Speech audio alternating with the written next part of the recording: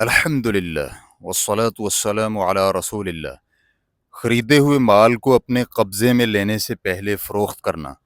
سوال کیا گیا ہے، میں نے گاڑیوں کا کاروبار کرنے والے اپنے چچا زاد سے کہا کہ میرے لیے کوئی گاڑی خریدیں، تو انہیں ایک اچھی گاڑی مل گئی۔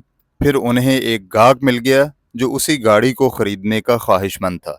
میرے کزن نے اسے $150 کے نفع کے ساتھ فروخت کر دیا اور اس میں سے $50 رکھ کر بقیہ $100 مجھے دے دیے اور کہا یہ آپ کے ہیں۔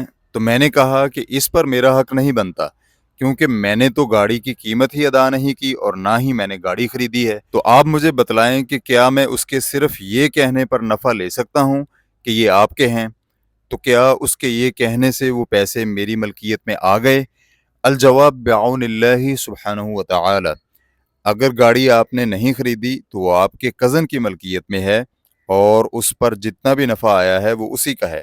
لیکن اگر گاڑی آپ نے خریدی اور آپ کے کزن نے آپ کی اجازت کے بغیر ہی فروخت کر دی تو یہ بغیر اجازت کے تصرف ہے۔ آپ اگر اس پر راضی ہوں تو صحیح ہو سکتا ہے، اس صورت میں سارا نفع آپ کا ہوگا۔ آپ کے کزن کا کہنا ہے کہ یہ آپ کی ہوئی، محض یہ کہنے سے خرید و فروخت نہیں ہوتی، بلکہ اس کے لیے دیگر شرائط کا پایا جانا بھی ضروری ہے۔ مثلاً خرید و فروخت کے لیے معاشرے میں رائج الفاظ یا طور طریقے سے ایجاب و قبول، قیمت معلوم ہو۔ اس لیے اگر چیز کی قیمت معلوم نہیں ہے تو بیع درست نہیں ہوگی۔ چیز کو دیکھ کر یا اس چیز کی معلومات جان کر چیز کی جانچ پڑتال کر لی جائے۔ چنانچہ جب تک یہ 3 شرائط نہیں ہوں گی اس وقت تک خرید و فروخت صحیح نہیں ہوگی۔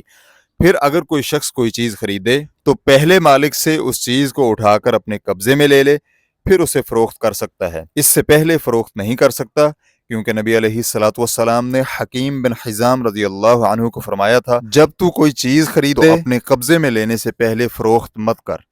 اس حدیث کو احمد حدیث نمبر 15316 اور نسائی حدیث نمبر 4613 نے روایت کیا ہے، اور علامہ البانی رحمہ اللہ نے اسے صحیح الجامع حدیث نمبر 342 میں صحیح قرار دیا ہے۔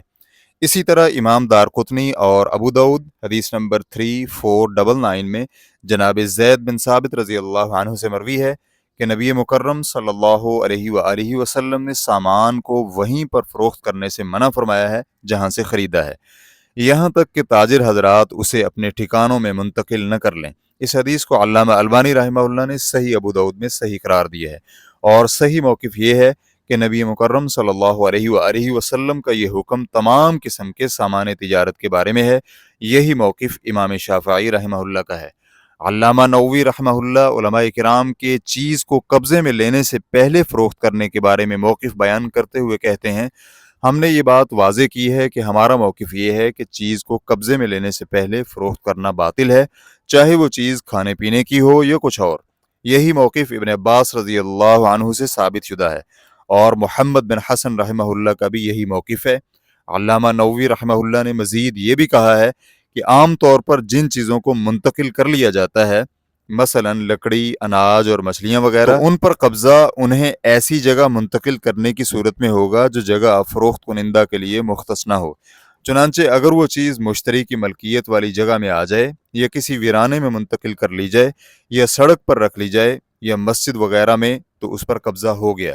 ریفرنس کے لیے دیکھیے المجموع جلد نمبر 9 صفحہ نمبر 270 تا 276۔ اور اگر آپ کے کزن نے آپ کو کچھ پیسے اس لیے دیے کہ آپ بھی اچھا محسوس کریں، کیونکہ اس نے ایسی چیز فروخت کر دی ہے جس کا اس نے آپ سے وعدہ کیا تھا، تو پھر اسے قبول کرنے میں بھی کوئی حرج نہیں ہے۔ واللہ تعالی اعلم۔